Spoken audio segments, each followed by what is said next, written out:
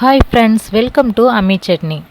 இன்றைக்கி நம்ம chicken mutton குழம்புலாம் தோற்று போகிற அளவுக்கு மொச்சக்கொட்டையை வச்சு சூப்பரான ஒரு குருமா குழம்பு தான் வைக்க போகிறோம். அதுக்கு முன்னாடி நம்மளோட இந்த அம்மி சட்னி சேனலை தொடர்ந்து பார்க்குறதுக்கு சேனலை சப்ஸ்கிரைப் பண்ணிவிடுங்க. அதுக்கு வீடியோவுக்கு கீழே இருக்கிற ரெட் கலர் சப்ஸ்கிரைப் பட்டனை கிளிக் பண்ணி கூடவே பெல் பட்டனை கிளிக் பண்ணி ஆல்ன்ற ஆப்ஷனை செலக்ட் பண்ணிவிடுங்க. இப்போது இந்த சுவையான மொச்சக்கொட்டை கத்திரிக்காய் குருமா குழம்பு எப்படி வைக்கிறதுன்னு பார்க்கலாம். இதுக்கு அரை கப் அளவுக்கு மொச்சக்கொட்டை எடுத்துக்கலாம். இந்த மொச்சக்கொட்டையை நைட்டே நம்ம தண்ணியில் ஊற போட்டுட்டோம் அப்படின்னா காலையில் செய்யும் போது ஊறி நல்லாயிருக்கும். இதில் தேவையான அளவுக்கு உப்பு போட்டு 5 விசில் அளவுக்கு வேக வச்சுக்கலாம்.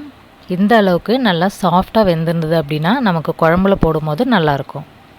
இப்போது குழம்புக்கு தேவையான அளவுக்கு புளி எடுத்துக்கலாம். கூடவே இந்த குழம்புல போடுறதுக்காக 3 கத்திரிக்காய் எடுத்திருக்கேன்.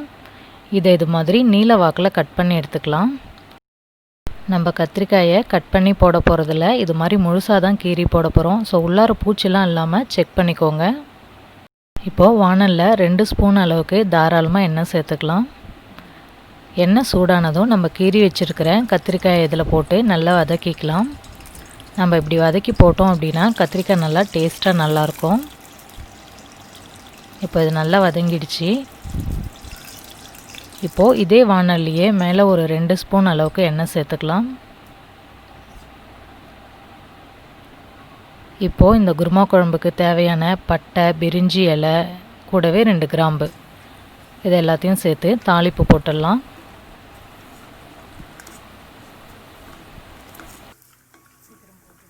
இப்போ இந்த குழம்புக்கு தேவையான சின்ன வெங்காயம், பூண்டு, தக்காளி இதெல்லாம் கட் பண்ணி வச்சுருக்கிறேன். இதெல்லாம் ஒன்று ஒன்றா சேர்த்துடலாம்.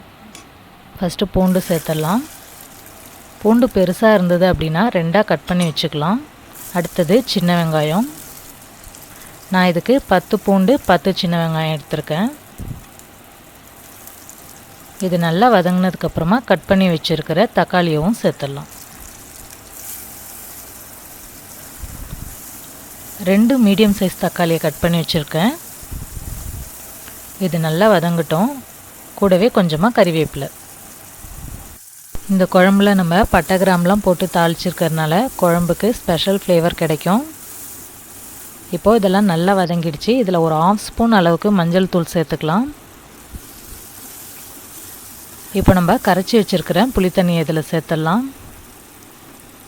புளித்தண்ணி இது மாதிரி கொஞ்சம் தண்ணியாக கரைச்சிட்டிங்க அப்படின்னா நல்லாயிருக்கும்.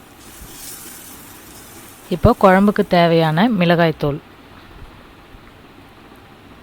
நான் இதில் சாம்பார் மிளகாய் தூள் தான் சேர்க்குறேன். 2 ஸ்பூன் சாம்பார் மிளகாய் தூள் சேர்த்துக்கலாம். இதை நல்லா மிக்ஸ் பண்ணிவிட்டு குழம்புக்கு தேவையான உப்பு சேர்த்துடலாம். மிளகாய்த்தூளோட பச்சை ஸ்மெல் போகிறதுக்காக குழம்பு ஒரு 2 நிமிஷம் நல்லா கொதிக்கட்டும். இது மாதிரி நல்லா கொதி வர்ற டைமில் நம்ம வேக வச்சு வச்சுருக்கிற மொச்சக்கொட்டையை சேர்த்துடலாம். கூடவே வதக்கி வச்சுருந்த முழு கத்திரிக்காயையும் சேர்த்துடலாம். இப்போது கத்திரிக்காயும் மொச்சக்கொட்டையும் இந்த காரத்தெல்லாம் உறிஞ்சிட்டு நல்லா வேகட்டும். இப்போ நம்ம இந்த குழம்புக்கு தேவையான மசாலா தூள் ரெடி பண்ணிடலாம். இதுக்கு 1/2 ஸ்பூன் கொத்தமல்லி, 1 ஸ்பூன் கடலைப்பருப்பு, 5 காஞ்ச மிளகா இதெல்லாம் இப்போ நம்ம ட்ரை ரோஸ்ட் பண்ணிக்கலாம். கடலைப்பருப்பு நல்லா செவந்து வந்ததுக்கப்புறமா எடுத்துடலாம். இப்போது அதே வானல்லையே எடுத்து வச்சுருந்த கொத்தமல்லியும் வதக்கிக்கலாம். கொத்தமல்லி லைட்டாக சூடானதும் நம்ம எடுத்து வச்சுருக்கிற மிளகாயை சேர்த்துடலாம். நம்ம இது மாதிரி மசாலா ஃப்ரெஷ்ஷாக அரைச்சி போடுறதுனால குழம்பு நல்லாயிருக்கும். இப்போது இது ரெண்டும் நல்லா வதங்கிடுச்சு. இதை ஒரு பிளேட்டில் போட்டு இது ஆறுனதுக்கப்புறமா நம்ம பவுடர் பண்ணிக்கலாம். பவுடர் பண்ணும்போது நல்லா நைஸாகவே பவுடர் பண்ணிக்கலாம். இது மாதிரி அப்போ தான் நல்லாயிருக்கும். இப்போது குழம்பு நல்லா கொதித்து நம்ம போட்டிருந்த மொச்சக்கொட்டையும் கத்திரிக்காயும் காரத்தெல்லாம் நல்லா உறிஞ்சிருக்கும். இப்போ இதில் நம்ம அரைச்சி வச்சுருந்த மசாலா பவுடர் சேர்த்துடலாம். இந்த மசாலா பவுடர்லாம் கெட்டிப்படாமல் நல்லா மிக்ஸ் பண்ணி விட்டுடலாம். இப்போது குழம்பு ஒரு 2 நிமிஷம் நல்லா கொதிக்கிட்டோம். அதுக்குள்ளே நம்ம போய் தேங்காய் அரைச்சிட்டு வந்துடலாம். 2 ஸ்பூன் தேங்காய் கூட 1/2 ஸ்பூன் பெருஞ்சீரகம் வச்சுருக்கேன். இதை நல்லா விழுதாக அரைச்சி எடுத்துக்கலாம்.